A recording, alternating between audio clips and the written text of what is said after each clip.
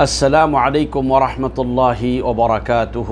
الحمد لله وكفى وسلام على عباده الذين اصطفى أما بعد فأعوذ بالله من الشيطان الرجيم. من كان يريد العزة فلله العزة جميعا. اللهم صل وسلم على محمد النبي الأمي وعلى آله وأصحابه أجمعين. সম্মানিত দিনী ভাই ও বোনেরা, আমি আজ আলোচনা করব গুনাহে লিপ্ত হওয়ার ৯ নং ক্ষতি, অর্থাৎ মানুষ গুনাহ করার কারণে যে সকল ক্ষতিসমূহের সম্মুখীন হয় তার অন্যতম একটি ক্ষতি, সেটি হলো গুনাহ মানুষের জন্য অসম্মান ও লাঞ্ছনার কারণ হয়। প্রিয় দিনী ভাইয়েরা, আশা করি বিষয়টি আমরা সহজে বুঝতে পারব যে যখনই কোনো বান্দা গুনাহ করে, এই গুনাহ করার কারণে তার অনেকগুলা ক্ষতির একটা ক্ষতি, যেমন তার চেহারার লাবণ্যতা চলে যায়, মানুষের অন্তরে তার প্রতি ঘৃণার সৃষ্টি হয়।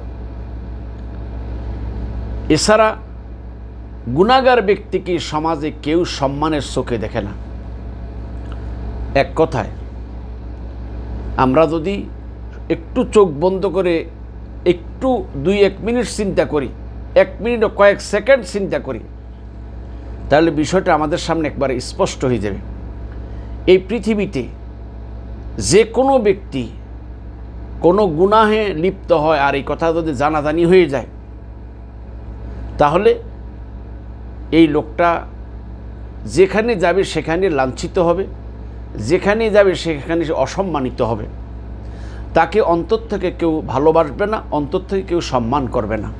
যেমন কোনো একজন ব্যক্তি যদি নাকি আলিয়াজবিল্লাহ কোনো বেবিচারে লিপ্ত হয়, জেনায় লিপ্ত হয়েছে আলিয়াজবিল্লাহ, এটা জানাজানি হওয়ার সাথে সাথে তার সম্মান যে কই যেয়ে দাঁড়াবে, এটা আশা করি আপনারা কম বেশ বুঝতে পারবেন। যে একজন জেনাকারীকে কোনো মানুষ পাগলও তাকে সম্মান করবে না। এক কথায় জেনা, চুরি, ডাকাতি, হাইজাকারি, মানে এক কথায় যে কোনো গুনাহ, বান্দা যখন ওই গুনাহে লিপ্ত হয় তাহলে ওই বান্দা আর সমাজে মানুষের চোখে সম্মানিত হয় না। হয়তো অনেকেই সাময়িক অথবা তারা সামনাসামনি সামনাসামনি একটু হয়তো মানে সম্মান দেখায়, কিন্তু অন্তর থেকে তার প্রতি কারো সম্মানবোধ থাকবে না। কারণ একজন মানুষ যদি সম্মানিত হতে চায়, তাহলে সম্মানিত হতে হলে আল্লাহর প্রতি ঈমান এবং জীবনের প্রতিটি ক্ষেত্রে আল্লাহ ও তার রাসূলের আনুগত্যের মাধ্যমেই বান্দা ইহজগতে এবং পরজগতে সম্মানিত হবে।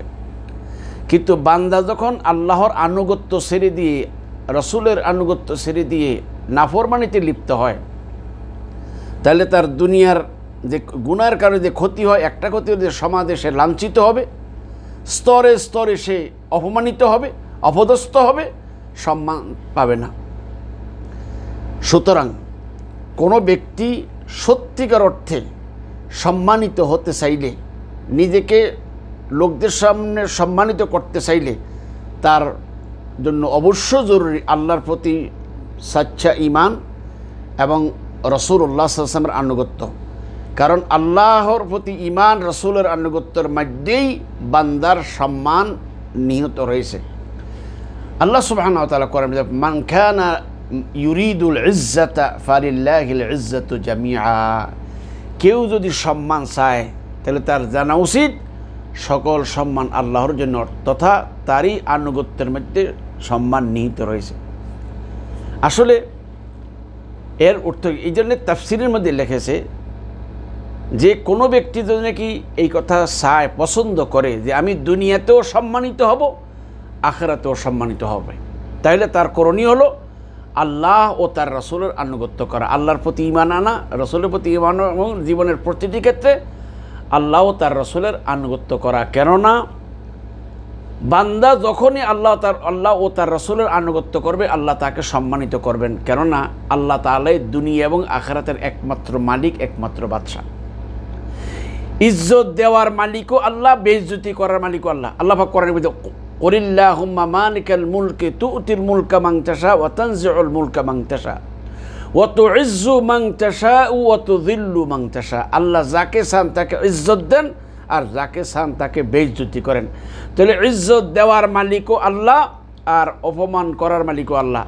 আল্লাহ ঈমান এবং ইবাদতের কারণে মানুষকে আল্লাহ সম্মানিত করেন, আর নাফরমানি, কুফরি, হারাম কাজে লিপ্ত হওয়ার কারণে, নাফরমানি করার কারণে আল্লাহ মানুষকে লাঞ্ছিত করেন। আল্লাহ ইচ্ছা করে কোনো সম্মানী ব্যক্তিকে অসম্মান করেন না। মানুষ যখন পাপাচারে নিমজ্জিত হয়ে যায় তখন তার পাপের কারণে সে দুনিয়ায় লাঞ্ছিত হয়। তাহলে ইজ্জত আর বেইজ্জতি এগুলা বান্দার হাতে নয়, আল্লাহর হাতে।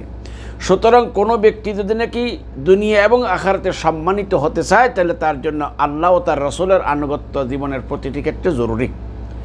আল্লাহ সুবহানাহু ওয়া তাআলা কাফিরদেরকে বলেছেন, বা বিশেষ করে এটা মুনাফিকদের ব্যাপারে এটা বেশি প্রযোজ্য। আল্লাহ বলেছেন আল্লাযীনা ইয়াত্তাখিযুনাল কাফিরিনা আউলিয়া মিন দুনিল মুমিনিন আয়াবতাগুনা ইনদাহুমুল ইজ্জা ফাইন্নাল ইজ্জাতা লিল্লাহি জামিআ। আল্লাহ সুবহানাহু ওয়া তাআলা বলতেছেন, যারা কাফিরদেরকে বন্ধুরূপে গ্রহণ করেছে মুমিন ব্যতীত, অর্থাৎ যারা মুমিন ব্যতীত কাফিরদেরকে বন্ধুরূপে গ্রহণ করেছে, তারা কি তাদের কাছে সম্মান চায়? আসলে সব সম্মান তো একমাত্র আল্লাহর হাতে। সুতরাং মানুষ যদি দুনিয়াতে সম্মানের সাথে বাঁচতে চায়, মানুষ যদি জীবনে সম্মানের সাথে মরতে চায়, মানুষ যদি পরকালে সম্মানের সাথে উঠতে চায়, আল্লাহর কাছে সম্মানিত হতে চায়, তাহলে তার জন্য অবশ্যই জরুরি আল্লাহর প্রতি ঈমান, রাসূলের প্রতি ঈমান এবং জীবনের প্রতিটি ক্ষেত্রে আল্লাহ ও তার রাসূলের আনুগত্য করা। আর মানুষ যদি এই আল্লাহর প্রতি ঈমান, রাসূলের প্রতি ঈমান এবং আল্লাহ ও রাসূলের আনুগত্য ছেড়ে দেয়, জীবনের প্রতিটি ধাপে ধাপে ধাপে ধাপে তার জন্য বেইজ্জতি ছাড়া আর কিছু হবে না। সেই জন্য হযরতে হাসান বসরি রাহিমাহুল্লাহ বা আরও অন্যান্য লোকদের এরকম বর্ণনা আছে, যারা আল্লাহর কাছে দোয়া করতে, আল্লাহুম্মা আইজ্জানি বিতাআতিক ওয়ালা তুযিল্লানি বিমাসিয়াতিক। হে আল্লাহ, আপনার আনুগত্য করার মাধ্যমে আমাদেরকে সম্মানিত করুন, আর গুনাহের দ্বারা আমাদেরকে বেইজ্জতি করেন না। তার মানে হলো ইজ্জত হলো নেক আমলের মাধ্যমে, আর বেইজ্জতি হলো পাপাচারের মাধ্যমে। সুতরাং আপনারা সবাই জানেন, যখন যে কোনো ব্যক্তি পাপাচারে লিপ্ত হয়ে গেলে সম্মান তার ক্ষুণ্ণ হয়ে যায়। মানুষের কাছে সে আর সম্মানের জায়গা পাবে না। কেউ কোনো পদমর্যাদার কারণে তাকে যদিও বিপদে বইরা সম্মান দেখায়, কিন্তু অন্তর থেকে তার প্রতি কারোরই সম্মান বোধ থাকবে না। প্রিয় দিনী ভাইয়েরা, আসুন আমরা সবাই চাই দুনিয়াতেও সম্মানিত হতে, আখিরাতেও সম্মানিত হতে। আমরা চাই দুনিয়াতেও লাঞ্ছনার থেকে মুক্ত থাকতে, আখিরাতেও লাঞ্ছনার থেকে মুক্ত থাকতে। যদি তাই হয় তাহলে আল্লাহ তার রাসূলের প্রতি দৃঢ় বিশ্বাস রাখার সাথে সাথে জীবনের প্রতিটি ক্ষেত্রে আল্লাহ তার রাসূলের আনুগত্য করার চেষ্টা করবে, এবং গুনাহ এবং গুনাহগার থেকে, গুনাহের সকল প্রকারের রাস্তা থেকে আমরা নিজেকে মুক্ত করার চেষ্টা করব। আল্লাহ আমাদের সকলকে তৌফিক দান করুন। আমিন। ওয়া আখিরু দাওয়ানা আনিল হামদুলিল্লাহি রাব্বিল আলামিন। আসসালামু আলাইকুম ওয়া রাহমাতুল্লাহি ওয়া বারাকাতুহু।